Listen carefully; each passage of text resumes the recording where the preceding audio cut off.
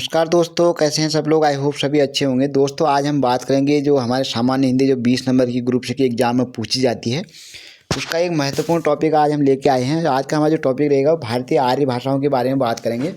तो इसमें हमने मेन टॉपिक जो लिए हैं वो आज रहेंगे हमारे प्राचीन भारतीय आर्य भाषाएँ कौन कौन थी, और मध्यकालीन भारतीय आर्य भाषाएँ कौन कौन सी, और आधुनिक भारतीय आर्य भाषाएँ कौन कौन है, और हिंदी का विकास क्रम। इन सब टॉपिक पर हम बात करेंगे। तो दोस्तों तो शुरू करते हैं आज का वीडियो। तो पहले हम बात करेंगे प्राचीन भारतीय आर्य भाषाएं। दोस्तों प्राचीन भारतीय आर्य भाषा की अगर हम बात करें, ठीक है, तो प्राचीन जो भारतीय आर्य भाषा का जो काल माना जाता है दोस्तों, वो आपका माना जाता है 1500 ईस्वी पूर्व से लेके 500 ईस्वी पूर्व तक का। कहाँ से लेके 1500 ईसा पूर्व से लेके ये माना जाता है आपका 500 ईसा पूर्व तक। ठीक है, अब इसमें जो है दोस्तों दो टाइप की जो है दो इसके पार्ट हैं। एक तो इसमें जो है वैदिक संस्कृति की हम बात करते हैं, और एक हम बात करते हैं लौकिक संस्कृति या संस्कृति की बात। अगर हम जो वैदिक संस्कृति की बात करते हैं दोस्तों, वो उसका जो कालक्रम माना जाता है वो 1500 ईसा पूर्व से 800 ईसा पूर्व तक माना जाता है। और लौकिक संस्कृति का या संस्कृति की हम जो बात करते हैं वो 800 ईसा पूर्व से 500 ईसा पूर्व तक माना जाता है।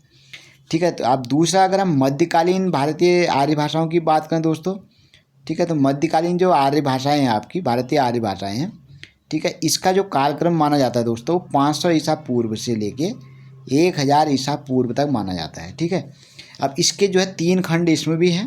इसको 3 भागों में डिवाइड किया जाता है। पहली भाग में आता है आपका पाली। ठीक है, पाली जिसको हम प्रथम प्राकृत भी कह सकते हैं। इसका जो कालक्रम है दोस्तों 500 ईसा पूर्व से 1 ईस्वी तक माना जाता है, 500 से 1 ईस्वी तक। और जो प्राकृत यानी कि द्वितीय प्राकृत जिसको हम बोलते हैं, ठीक है, इसका जो कालक्रम है दोस्तों 1 से लेके 500 ईस्वी तक माना जाता है, 1 ईस्वी से लेके 500 ईस्वी तक। और तीसरा जो काल का पार्ट है दोस्तों, इसका भाग है वो है आपका अपभ्रंश। तो पाली प्राकृत और अपभ्रंश, जो अपभ्रंश है इसको तृतीय प्राकृत काल भी कहा जाता है।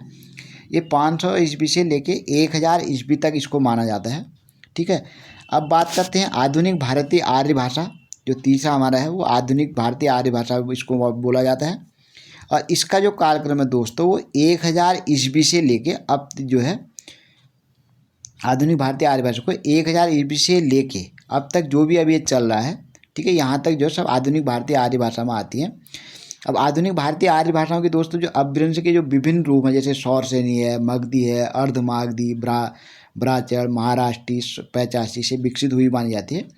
ठीक है, इन सब के जो है 3 टाइप के यहाँ पर जो है कालखंड हैं, जैसे प्राचीन भारतीय आर्य भाषा होगी, मध्यकालीन भारतीय आर्य भाषा है, और आधुनिक भारतीय आर्य भाषा है। ठीक है, अगर दोस्तों हम हिंदी के विकास क्रम की बात करें तो हिंदी का विकास क्रम देखो, सबसे पहले तो हिंदी का जो विकास माना जाता है दोस्तों वो जो है संस्कृत से माना जाता है। संस्कृत के बाद जो है पाली का विकास हुआ दोस्तों। ठीक है, पाली के बाद जो है प्राकृत के बाद दोस्तों अपभ्रंश, और अपभ्रंश के बाद जो है हिंदी। तो संस्कृत, पाली, प्राकृत, अपभ्रंश और हिंदी, ठीक है, ये जो है हिंदी का विकास क्रम है दोस्तों। वैसे अगर हम बात करें तो अपभ्रंश और हिंदी जो है वैसे एक बीच की कड़ी की भाषा का एक रूप यहाँ पर प्राप्त होता है, जिससे कुछ विद्वान इसको अवहट्ट भी कहते हैं।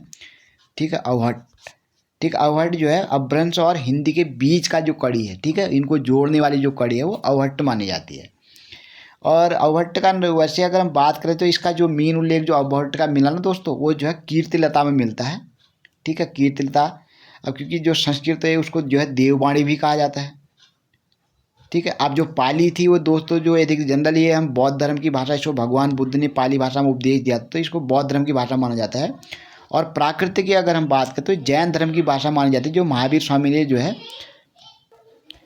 स्वामी ने इसमें उपदेश दिया था। तो जो है प्राकृत को जो है जैन धर्म की भाषा माना जाता है। और अपभ्रंश जो है जनरली दोस्तों ये जो है बिगड़ा हुआ रूप माना जाता है हिंदी का। और हिंदी जो है ये आधुनिक हिंदी, ठीक है, यानी कि संस्कृत से पाली, पाली से प्राकृत, प्राकृत से अपभ्रंश और अपभ्रंश से हिंदी। तो इस प्रकार से हम कह सकते हैं कि जो आकृति या रूप के आधार पर अगर हम हिंदी देखें तो या तो वो वियोगात्मक हो सकती है, ठीक है, दूसरे या इसको हम विश्लिष्ट भाषा भी कहते हैं, या फिर जो संस्कृत है जैसे वो संयोगात्मक एवं अंग्रेजी एक वियोगात्मक भाषा है।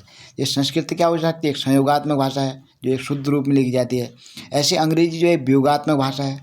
ठीक है, अब विश्व की जितनी भी 10 जो टॉप 10 बोली जाने वाली भाषाएं हैं उनमें हिंदी का स्थान तीसरा है, क्योंकि इसमें प्रथम स्थान जो है हिंदी, जो जनरली जो पूरे विश्व में बोली जाती है वो इंग्लिश बोली जाती है, अंग्रेजी ठीक है, और अंग्रेजी का प्रथम स्थान है। और जो चीनी भाषा जिसको हम मंदारिन भी कहते हैं, मंदारिन का द्वितीय स्थान और हिंदी तीसरे नंबर पर आती है। तो प्रथम स्थान है दोस्तों जो विश्व में बोली जाने वाली भाषाओं में सबसे प्रथम स्थान किसका है दोस्तों, वो है आपका इंग्लिश का, ठीक है। दूसरा जो स्थान है वो जो है चीनी भाषा का है जिसको मंदारिन भी कहा जाता है, मंदारिन। और तीसरा जो स्थान है दोस्तों वो हिंदी का है। तो हमारी हिंदी जो है तीसरी रूप जो है पायदान पे आती है। तो ये था हिंदी का विकास क्रम दोस्तों। तो आज का हमारा जो टॉपिक यहीं पर समाप्त होता है। आई होप आपको वीडियो अच्छा लगा हो। तो अगर वीडियो को अच्छा लगा तो प्लीज़ वीडियो को लाइक कीजिए, प्लीज़ चैनल को सब्सक्राइब कीजिए और ज़्यादा से ज़्यादा लोगों को जो है ये वीडियो शेयर कीजिए। तो मिलते हैं अगली वीडियो में। Thank you for watching.